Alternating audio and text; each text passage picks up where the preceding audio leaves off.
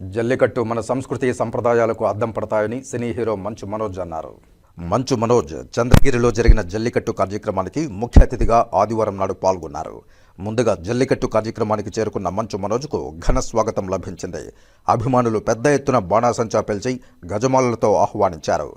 జల్లికట్టును వీక్షించిన అనంతరం మంచు మనోజ్ మాట్లాడుతూ జల్లికట్టు కార్యక్రమంలో పాల్గొనడానికి ముఖ్య అతిథిగా రావడం చాలా సంతోషకరంగా ఉందని తన హర్షం వ్యక్తం చేశారు.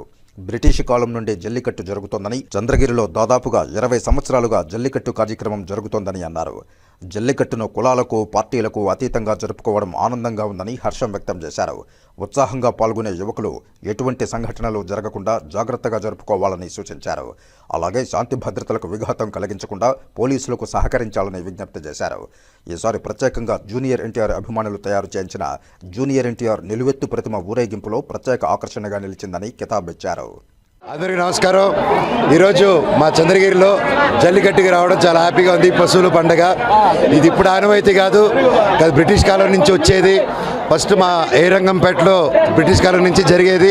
గత 20 సంవత్సరాలుగా ఇప్పుడు 20 సంవత్సరాలుగా చంద్రగిరిలో కూడా నడిపిస్తున్నారు. అండ్ ప్రతి ఒక్కరూ దీన్ని కులం, మతం అన్నీ మర్చిపోయి, పార్టీలు మర్చిపోయి అందరూ కలిసి సెలబ్రేట్ చేసుకొని పోటీ పడే ఒక రోజు ఇది. అండ్ నా ఒకే విజ్ఞప్తి, ఇక్కడ పోలీస్ సిబ్బంది ప్రతి ఒక్కరూ చాలా బాగా కష్టపడి దీన్ని మెయింటైన్ చేస్తున్నారు.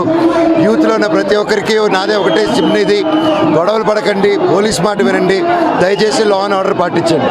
Thank you so much.